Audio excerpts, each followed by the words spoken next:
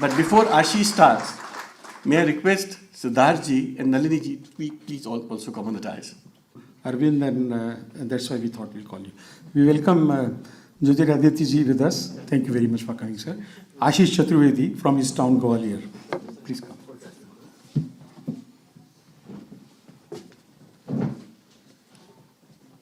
सबसे पहले आदरणीय मंच को नमस्ते और मंच पर विराजमान सभी लोगों को नमस्कार। उसके बाद इस मंच पर मुझे बुलाने के लिए और बोलने के लिए समय देने के लिए धन्यवाद।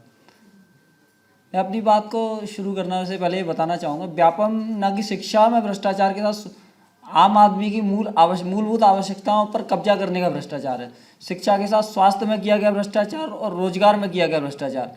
जैसा कि भी तनखा साहब ने बताया कि मेरे जैसे युवा या मैं स्वयं रोजगार के लिए परेशान है। मध्य प्रदेश में व्यापम में जो भ्रष्टाचार है वो शिक्षा के साथ, युवाओं के साथ रोजगार के नाम पर किया जाने वाला भ्रष्टाचार, स्वास्थ्य के नाम पर किया जाने वाला भ्रष्टाचार। इस भ्रष्टाचार के खिलाफ लड़ाई की शुरुआत बड़ी दुखद परिस्थितियों में हुई मेरे साथ। मैं अपनी माताजी के कैंसर के इलाज के लिए अस्पताल जाया करता था। तो उस समय अस्पताल 2009 की बात होगी है, जाया करता तो कई सारे डॉक्टरों को मिलना, उनसे इलाज के लिए संपर्क करना, ये सब रहता था। उस दौरान कुछ डॉक्टर्स का व्यवहार, कुछ डॉक्टर्स का काम देखकर ऐसा नहीं लगता था कि वो मरीज के लिए कुछ करना चाहते हैं या मरीज के लिए कुछ, उनको ऐसे भावना, कुछ ऐसी फीलिंग ऐसी आती है कि मरीज के लिए वो एक जो डॉक्टर के अंदर फीलिंग होनी चाहिए वो सारी। और कई सारे डॉक्टर्स ऐसे भी थे वहाँ, मैं उस बात को भी बताना चाहूँगा, जो वास्तविकता में एक आम आदमी की, एक पीड़ित आदमी की मदद करना चाहते थे। उन दोनों पक्षों से जब मेरा आमना सामना हुआ तो वो सारी चीज़ें सामने आई। जो लोग ऐसे थे कि गरीब और परेशान आदमी की मदद करना चाहते थे, उसे गरीब और परेशान आदमी आया तो स्वयं जाकर उसकी मदद कर देते थे।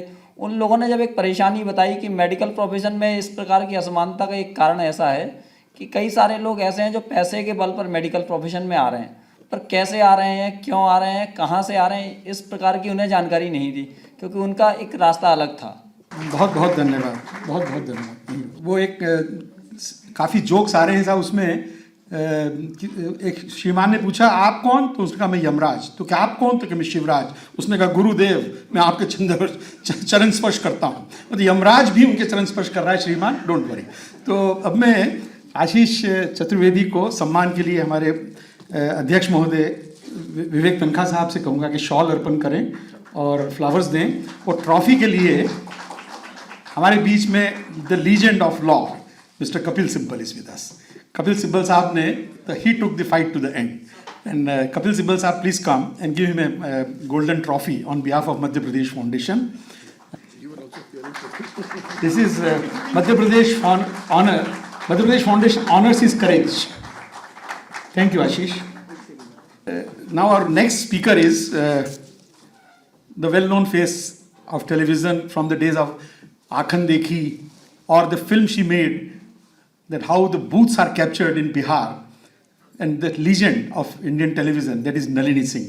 I'm very, very proud that I know Nalini since many years, and she agreed to me and my president's request to please come and speak, because she is one face who is impartial, and what Nalini says, it means to everyone. Thank you, Nalini. Colonel Ajay Mushran memorial programme के जो संयोजक हैं, उनके लिए उनका मैं किन शब्दों में धन्यवाद करूं कि उन्होंने मुझे ये अवसर दिया कि मैं ऐसे होनहार युवकों का सुनूं। 2 का सुन लिया है, 2 का भी सुनना बाकी है।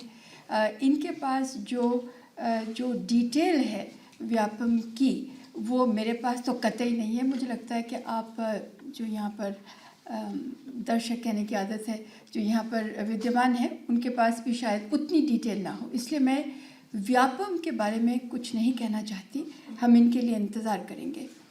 मुझे लेकिन इनकी इन्होंने जो दम दिखाया है उसके आगे सर झुकाना ज़रूरी है।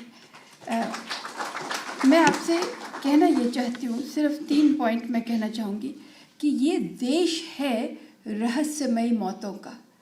देखिए, क्या हम भूल गए कि नेशनल रूरल हेल्थ मिशन हुआ करती थी, जिसमें doctor Arya, doctor Singh, doctor Sachan, जो कि यानी कि बहुत बहुत ही अगले दर्जे के बीमार आदमी थे।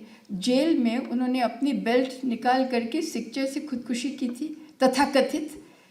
क्या हम भूल गए कि आसाराम के जो कांड हुआ है उसमें 9 लोग मर गए हैं अब तक, और वो रहस्यमयी मौतें हैं, और अब तो सामने भी कोई नहीं आ रहा।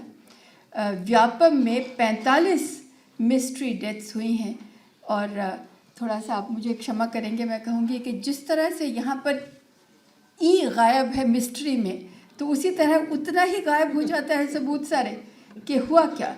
लेकिन मैंने इसलिए नहीं कहा था कि आपको मैं किसी तरह से वो करूं, मैंने इसलिए कहा क्योंकि ये द्योतक किस चीज़ का है व्यापम। क्या ये आपको याद है वो चित्र बिहार का, शायद नवादा का था, और हाजीपुर का भी। एक बिल्डिंग पूरी बनी भी नहीं है, 4 तल्ले की बिल्डिंग है, और उसके हर तल्ले पर खिड़की से लटक रहा है एक प्रॉब्लम सॉल्वर। 100 रुपया था फर्स्ट फ्लोर का, 250 रुपया था सेकंड फ्लोर का, 400 रुपया था या 450 रुपया था थर्ड फ्लोर का। जितने गार्डियन थे वो नीचे थे कैश लेकर, जिसे बिहार में कहते हैं कैश लेकर थे, और वो ऊपर ले गए, और वो ले जा रहे थे पर्चियाँ, और पर्चियाँ दाखिल हो रही थी खिड़की से। ये पिछले साल की बात है।